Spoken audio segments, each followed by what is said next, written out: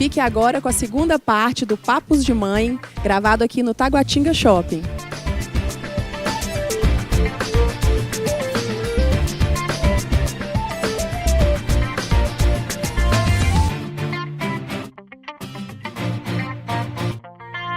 O que eu queria falar agora com vocês, que eu acho que a gente estava um pouco nesse tema, era sobre o castigo e a disciplina.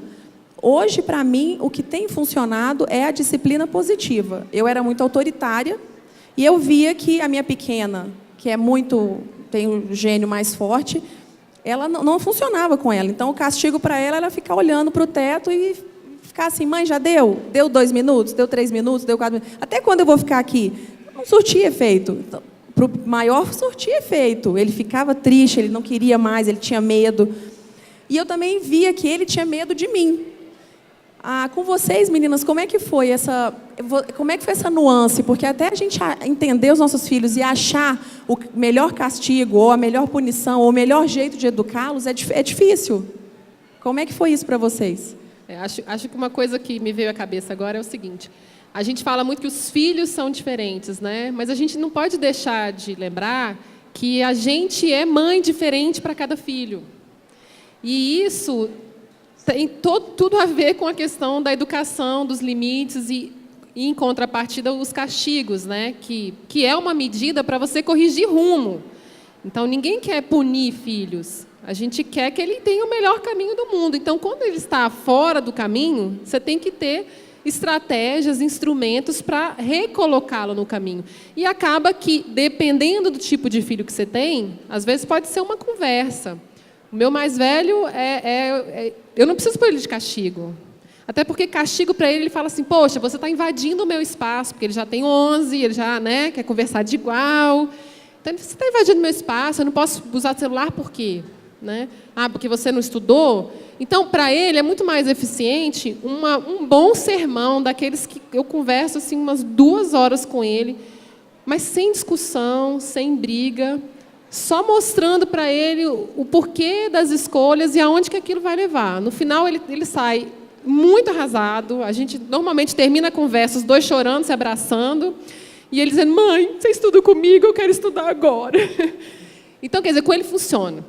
Com os outros 2, que são gêmeos, já são completamente diferentes. Quer dizer, um é o castigo do toma lá da cá, né? Que é mais, então você fez, você ganha. Não fez, você não ganha. E o outro é de lua. Porque tem dia que ele não está nem aí. Qual é o castigo de hoje? Tá bom. E você pode ir tentando N estratégias diferentes, porque ele é muito adaptável às coisas. Então, a característica dele é que o que vier a gente encara e segue. E aí tem que ter ainda mais energia no sentido de descobrir esses instrumentos para voltar para o caminho sem necessariamente usar do castigo, por exemplo. E usar a violência também, né? Que não leva a lugar violência, nenhum. eu acho que não tem mais espaço para isso. Se é que algum muito dia antigo. teve, né? Porque nós estamos falando aí de crianças, nós estamos falando aí de seres que são indefesos. Essa discussão da lei da palmada e tudo, ela foi muito interessante porque trouxe à tona esse tema e um pouco do que é a agressão física e o que é o... Para com isso, menino. Que são coisas diferentes, né? E eu acho que ficou muito assim... A gente, em alguns casos, estava lá no 100%, né? Que o pai pode fazer tudo, pode pegar a chibata. Gente, tinha pais que pegavam com cinta. Imagina, batendo uma criança com cinto. Uma palmatória, né? Em algumas cidades lá do Nordeste é muito comum. Tinha palmatória do pai. O pai só pegava a palmatória e fazia... Não é por aí. Era agora, educação pelo medo, né? Exato. Medo, agora também terror. não dá para você ir para o outro extremo e dizer que você não pode mais se encostar no seu filho. Porque, às vezes, o segurar forte e dizer: oi, preste atenção, não é por aí, você está fazendo errado, você vai me machucar, né? Hoje você já fica naquela coisa, igual você falou, né, do shopping. Você pega lá e aperta o menino, vai ter uma que vai dizer assim: aí, ó, Aquela ali vai espancar o menino, tá vendo? Já saiu dele aqui. Você está abraçando o seu filho, contendo a raiva dele, para ele não se machucar, e às vezes é mal interpretado. Então, eu acho que essa questão do castigo físico, ela de forma alguma pode acontecer, mas isso não significa que você não pode mais ter o contato físico com o seu filho, né? Ale, e a palmadinha? Você nunca deu palmada? Já dei palmadinha. Inclusive, não é muito eficiente, não, porque é a mão da gente que dói. Porque você bate aonde? No bumbum, né? Você não bate em outro lugar. O bumbum é bem mais macio do que a mão da gente. E outra, é isso que você quer mostrar para o seu filho? Que o tamanho é que conta? Porque a minha mão é maior? Não, eu não quero ensinar isso para ele. Eu quero ensinar que ele tem que se portar nos lugares e que, quando ele tem uma vontade, alguma coisa, ele tem que saber dialogar, ele tem que saber se expressar. E isso comigo também. Eu não quero que ele faça alguma coisa, eu não quero que ele tenha uma conduta. E que então, o limite dele seja o seu olhar, né? Seja a sua posição, o seu... Mas mais do que isso. Às vezes, o tom de voz. Não precisa ser... Você vai apanhar. Quando chegar em casa, você vai ver. Mas eu acho que a questão é a educação pelo exemplo. Eu acho que esse é o meu norte. Eu dou educação pelo exemplo. Porque se eu tenho que me policiar para que eu pratique aquilo que eu quero que ele acredite naquilo. Então, já começa por aí. Como é que você vai corrigir uma conduta errada fazendo uma conduta errada? Não vai dar certo. Eu vivi uma experiência, assim como a Alessandra, eu tenho uma filha mais velha e tive gêmeos, né? E aí tem aquele momento em que todo mundo está muito novinho ainda e que tem realmente uma dificuldade, às vezes, de conter, porque cada filho é um filho e cada um tem uma personalidade. Então, teve alguns momentos, né, quando a gente começava a perder o controle da situação, em que você recorria, assim, uma vez ou outra, à palmada. Mas, invariavelmente, eu me sentia super mal depois, né? Aí, um irmão meu, conversando comigo, ele falou, olha, o segredo é você não dar a palmada com raiva. Você vai dar uma palmada com um sentido... Mas aí depois, com a vivência da maternidade, com as palmadas dadas, com as ressacas sentidas, né, eu tenho me distanciado cada vez mais dessa prática, usando como recurso assim, último do último e cada vez mais espaçado e menos. Mas já fiz uso, sim, inclusive com uma das crianças que tem uma personalidade um pouco mais... Né, como é que eu posso dizer? Eu falo 1, 2, 3, 4, 5, eu tento e a coisa não acontece, né? Ou então que faz coisas muito arriscadas, entendeu? Então, assim, eu acho que com o tempo você vai criando... Também quando a criança vai crescendo mais, ela vai ficando mais capacitada para o diálogo. E aí você consegue negociar melhor, você consegue conversar melhor, né? Mas, assim, acaba que o castigo, a hora da reflexão, as negociações, elas fazem parte dessa educação, mas a gente também tem que se entender, se dar um desconto e se perdoar por, às vezes, testar todas essas saídas, entendeu? E a gente perceber, não, eu me sinto muito mal fazendo isso. Esse não é o caminho. Os né? meninos lá de casa acham muita graça e pedem para eu contar a história de um dia que eu levei uma cintada, entendeu? Eles acham, assim, inacreditável, fantástica a história, porque para eles não é próximo isso, né? Que eu contei que eu estava na piscina com meu irmão, né? Minha mãe querendo dormir, eu gritando. Minha mãe pediu, pelo amor de Deus, para, eu quero descansar. E aí eu comecei a gritar, minha mãe correu atrás de mim, eu escorreguei, ela me deu uma cintada molhada de biquíni. Eu conto a história, né, para eles. Aí foi a única vez na vida. Eles, sério, mamãe, você levou surra de cinto? Falei, meu filho, ainda além de cinto, existia... não, eu já dei várias palmadinhas neles, assim. Também é um recurso, em último caso, que eu sempre me arrependo e menos, né, usado. Mas aí eu contei para eles que o vovô deles recebia palmatória, que a professora dava palmada na mão. Então, para eles, assim, eles ficam até meio admirados. Depois dessa história da cintada que eu contei que eu levei, eles nunca mais me incomodaram. Depois, quando eu falo, vou dormir, de dar uma descansadinha depois do almoço, eles respeitam aquela minha descansada para sempre. Nossa, eu vou testar isso lá em casa. Tarsila, você se considera uma mãe autoritária, permissiva ou participativa? Ou tudo? Eu sou mais para participativa e autoritária. eu acho. Como seria participativa? Aquela mãe que faz a disciplina positiva, que entende que é uma Eu não fase sei que é disciplina não briga positiva. naquele momento que ele está ali estressando O que o ambiente. O que é disciplina, A disciplina positiva. Mãe CDF, conta aí. Gente, eu vou dar o livro para vocês lerem, para a gente ter mais a discussão. Eu acho que a gente aqui tem que fazer um sobre o assunto. programa só sobre isso, então, hein? Então, a disciplina positiva? A disciplina positiva não é nem você ser autoritária demais e seu filho te respeitar pelo medo, e nem você ser permissiva demais, deixar ele fazer tudo e você achar que aquilo está na Mas como na que a idade gente dele. é positiva? Então, você explicar para ele, se abaixar a altura dele, trabalhar muito com o se colocar no lugar dele e falar, olha, realmente eu não estou querendo que você faça isso agora, eu estou num dia difícil, eu estou chegando do trabalho, eu estou muito cansada, eu não queria que você fizesse isso ou que você batesse na sua irmã. Mas Então, o que isso é, se colocar no lugar dele? Que até agora você falou Não, Ale, a perspectiva da mãe. não, então, mas é assim, a disciplina positiva envolve uma série de coisas. Primeiro, você não rotular o seu filho. Então, assim, por isso tem que ler o livro. Tem uma série. Primeiro, por exemplo, eles falam assim... Eu vou te se botar você uma situação rotula, hipotética assim, por e exemplo, como que seria... deixa eu só concluir. Você faz assim, o quarto está bagunçado. Ô, menino preguiçoso. Você está rotulando ele. Então, assim, por exemplo, lá em casa, o Tomás fica muito angustiado quando eu falo que ele é alguma coisa. Preguiçoso, dedo duro, ele não gosta disso. Ou que ele está sendo malvado. Isso é um rótulo, qualquer rótulo que eu der para ele, ele chora, ele se sente assim, coagido. Então, é o primeiro de não rotular ele. Segundo, você tentar trabalhar com a empatia. Por que ele fez isso e se antecipar. Se você sabe que levar ao shopping no horário das 6h30 não dá certo porque ele já está ficando cansado, não vá.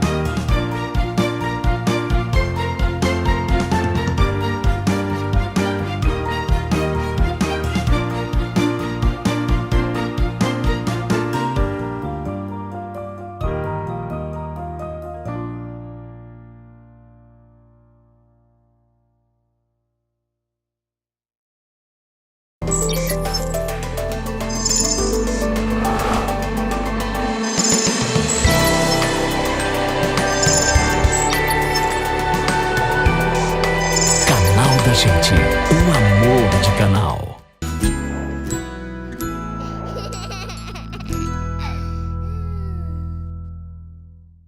Por exemplo, calma, você vai numa festa de casamento, a Manu quer ir para a festa de casamento de short e de bota.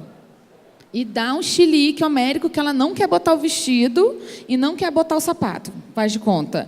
E ela quer ir de bota e de short e começa a dar chilique, quer ficar pelada. E o que você vai conversar com ela? Não, aí eu esqueço um pouquinho a disciplina positiva. Aí eu falo, você não vai. Porque ela não pode fazer isso. Se eu permitir que ela faça isso, olha, gente, ela vai ser mais uma uma adolescente rebelde. Então eu falo, então Esse é o você ponto. fica, eu vou. Você fica. Então, simples. tudo depende do momento Exato. também, né? Que a E da- gente e da criança. da situação. Porque às vezes pode ser uma criança que você fala assim, não, você quer ir? Quero. Então não vai de short nem bota. Não, E aí tem ele uma- diz, é uma tá bom, ocasião, então é eu porque vou. você foi E muito- tem umas ela que foi muito diz, além, né? não, Uma ocasião eu não sei importante. para onde eu vou, mas que eu vou ficar de bota e de short, eu vou. Então você tem desses dois níveis Não, de se ela de- quiser de ir para a criança. casa da avó, para a casa da amiga, para a escola, ela vai do jeito que ela Não, tô quiser. falando Agora, que se é um uma situação casamento, ela não totalmente vai daquele jeito. inadequada, que é uma situação totalmente inadequada, que ela não tem consciência do que aquilo é inadequado. E isso que eu estou falando que é vestimenta, né? Poderia ser uma situação, igual eu estou falando, de chilique, que é uma pessoa vai lá, como já aconteceu comigo. Meu filho ganhou, sei lá, uma camiseta, esperando ganhar um brinquedo. E dá um chilique na frente da pessoa que deu a camiseta. Entendeu? Aí eu quero saber como que eu sou positiva nesse momento, entendeu? Fala, explica para ele, filho. Nem sempre as pessoas que vão te presentear sabem o que você quer ganhar. Você Mas tem ele que não ser para educado de dar e o feliz chilique e ficar e feliz constranger pelo a que você pessoa. ganhou. Não, então, tem coisas que a gente tem que explicar. Na hora ali você vem assim e fala, olha, não é certo isso, peça desculpas. Ela não sabe o que você queria ganhar, ela não mora com você, ela não conhece você como a mamãe conhece, como o seu pai conhece. Então, assim, eu acho que tudo a disciplina positiva trabalha muito isso, é você falar o que está acontecendo, exatamente o que está acontecendo. Porque a gente tem mania de achar que o menino não entende, e ele entende isso. Meninas, por que vocês acham que eu me incluo nisso, eu acho que todo mundo quer que os filhos sejam felizes a todo custo, a todo momento, que a gente precisa viajar para a Disney uma vez por ano, a gente precisa ir para Caldas Novas, porque lá tem um parque legal, para Fortaleza, porque tem um outro parque legal. Por que a gente quer dar tudo para os meninos em curto espaço de tempo? E outra pergunta, isso é saudável? Para a gente, financeiramente, não é nada saudável, mas isso é saudável para os filhos? A gente querer que eles tenham todas as experiências do mundo em curto espaço de tempo, porque a gente está falando de crianças de 6, 7, 8 anos, porque eu fui ter uma experiência mega legal com 15 anos. Né? Quando eu comecei a descobrir que existia coisas fora do meu mundinho particular de Brasília ou do Brasil. Mas a gente hoje o Tomás sabe, ele tem 6 anos, ele sabe que existe o Japão e ele quer visitar o Japão. Ele sabe que existe Nova York porque tem um museu do dinossauro, ele quer visitar o museu e ele me cobra. E eu fico olhando, menino, você não vai para Nova York, vai trabalhar, consegue seu dinheiro, o que sabe, um dia você vai. Mas eu realmente agora, não é Nova York, não é ali que você pega um ônibus. Tem todo um processo, mas ele não entende que é um avião, que é caro, que é um hotel, e que é um ingresso, e que é o bem-estar da família que vai estar lá, que tem que comer, que tem uma hospedagem legal. Então, como é que vocês lidam com esses? Porque também eles se comparam com os amiguinhos. Ah, não sei quem foi. A gente não vai? Por que ele foi ou não foi? Como que vocês fazem para colocar na cabeça dos filhos de vocês que eles não precisam disso no momento?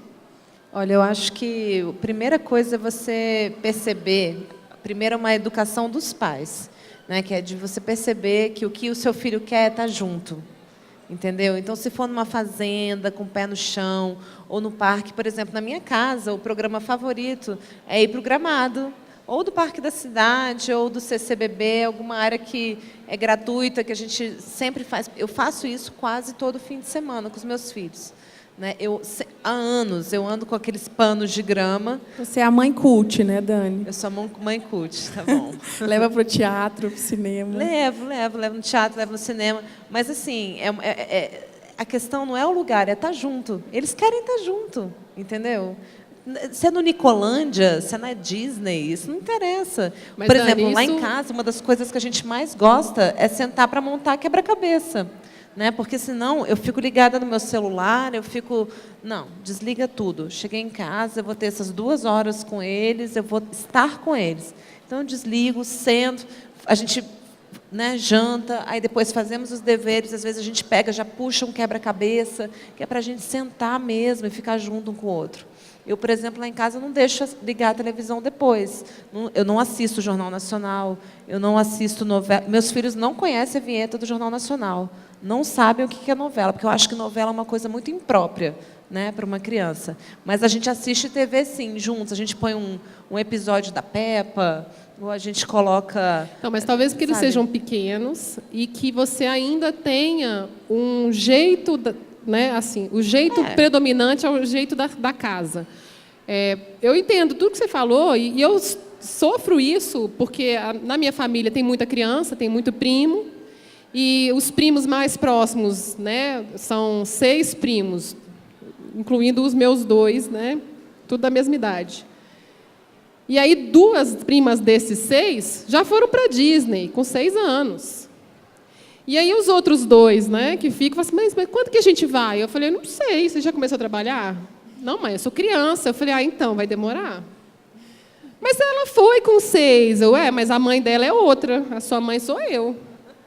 Aqui funciona de um jeito, lá é de outro. Meu marido fala isso, a minha sogra usava muito isso, porque eles não tinham dinheiro e o pai separou muito cedo da mãe, a mãe ralava e ele falava: mãe, por que eu não posso ter essa calça bacana? Por que eu não posso ter cinto? Aí ela falava: porque meu colega tem isso. Aí ela falava: porque a mãe do seu colega é uma e eu sou outra. Só por isso, simples fato de você não poder ter o que você quer. Ela é uma, eu sou outra. E ele não tinha mais argumento. Eu abordo muitas vezes o assunto financeiro com eles mesmo, assim. A realidade financeira, eles têm total consciência do que o que eu posso, o que eu não posso, ou o que de repente eu poderia ter com determinado esforço. Às vezes ele fala assim: mamãe, eu queria muito a festa numa casa de festa, né, determinada. Filho, mas a mamãe não tem condição, é muito dinheiro. Ah, mas o pai do fulano tem. Ah, ele trabalhou e tal, o trabalho dele permitiu, da mamãe não, a mamãe não consegue te dar. Então tá, mãe, um dia que você trabalhar muito, muito, você me dá. Ele sabe que aí ele falou assim: mas se você trabalhar muito, muito, você me dá. Eu falei: Samuel, nem sempre todo mundo que trabalha muito, muito, tem gente que trabalha muito mais do que eu e não ganha o que a mamãe ganha. Então, assim, não depende só do trabalho também, filho. Então, assim, não tem jeito. Ou então, a gente pode realizar isso, mas não agora. Vamos juntar. De repente, a gente não consegue realizar essas coisas agora. Criança não está nem aí para isso. A gente, no nosso tempo, não tinha casa de festa.